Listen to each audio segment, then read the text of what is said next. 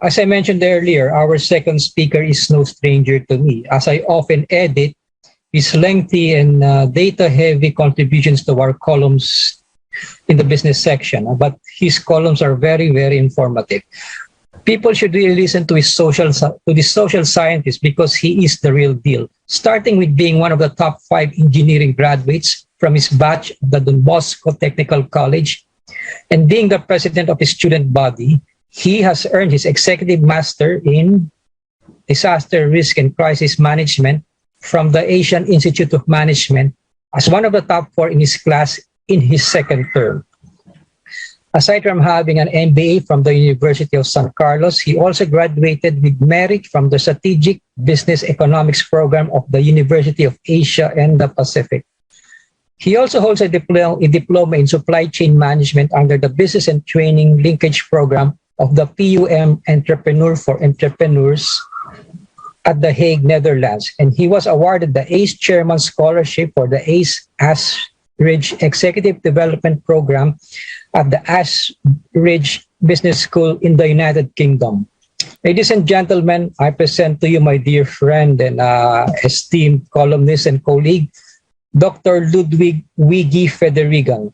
To start with, we know today our country continues to face the continuous threat of COVID-19 and potential health-related risks, which may be further exacerbated by the worsening climate. I believe that businesses today must embrace resiliency and sustainability as their top priorities to ensure that humankind will continue to survive and thrive. We need to build a system that is more resilient in facing pandemics, climate change, and other emerging global challenges. In this presentation, I will share 8 environmental friendly initiatives that businesses can adopt to ensure that climate change considerations are being implemented and observed in everyday processes and operations.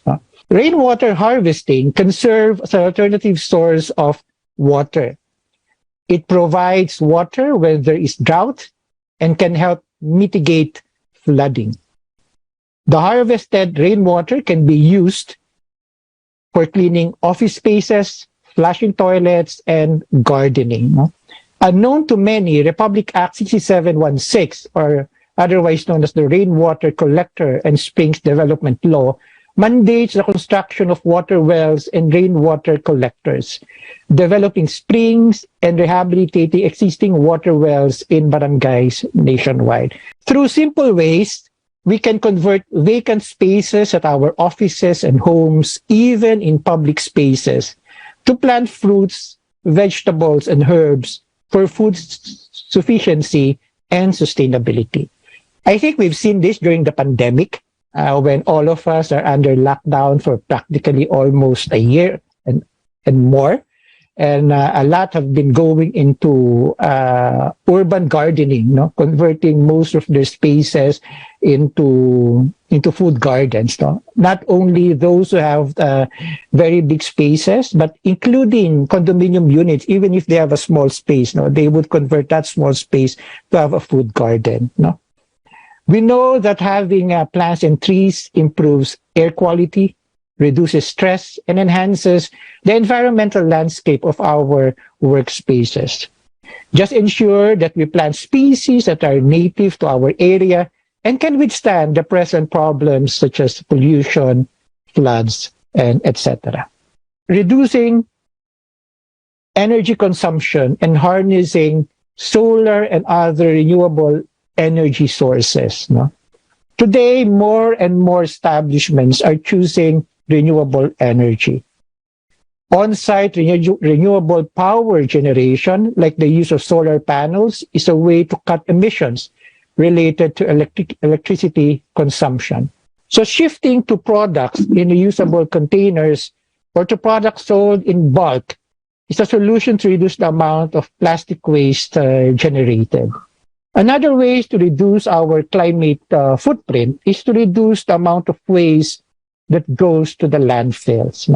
segregate waste by the type, meaning we sort and separate the recyclable from non-recyclable. Recyclable materials such as newspapers, glass bottles, aluminum cans, and discarded metal parts can be sent to junk shops and recycling facilities. The food waste that we generate also leave a higher carbon footprint. In order to reduce the portion of biodegradable waste, we have to consume food responsibly. Unavoidable byproducts of food such as leaves and branches, vegetable and fruit peels can be used as natural fertilizers through biodegradable composting. Choosing greener equipment and sustainable suppliers. No? Choose more environmentally friendly suppliers and equipment, or when the time comes to buy new office materials or machines, if the old ones cannot be fixed or more are needed, choose the most energy-wise and sustainable ones. The transportation is one of the largest sectors of greenhouse gas emissions, no, that contributes to the warming of the planet.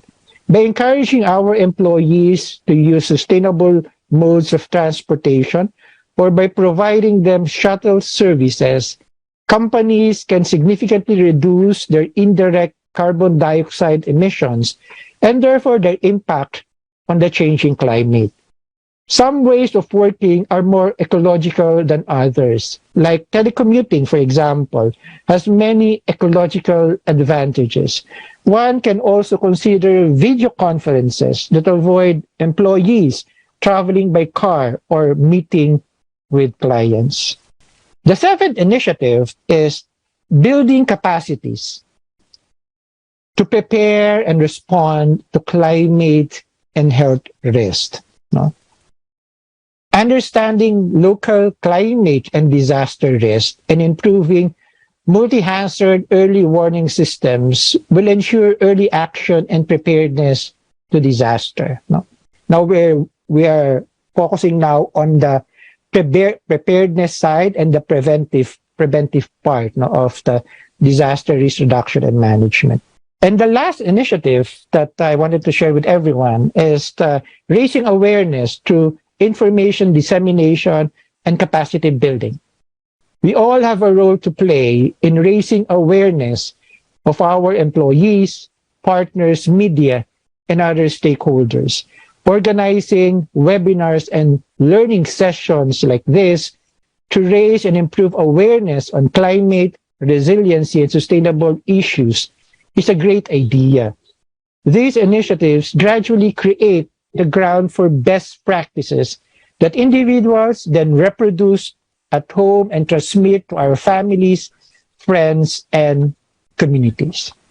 Let us learn from one another, support each other's climate actions, advise on strategies, and strike convergence where possible. We in the Young Environmental Forum are looking forward to work with all of you to further survive and thrive within this crucial decade and beyond. I trust that you will be our staunch partners in raising awareness for sustainable development, mobilizing direct action, and promoting solutions to climate change. Let us work together as a community, as a nation, and as one planet toward a safer, sustainable, and resilient future for us and the next generation.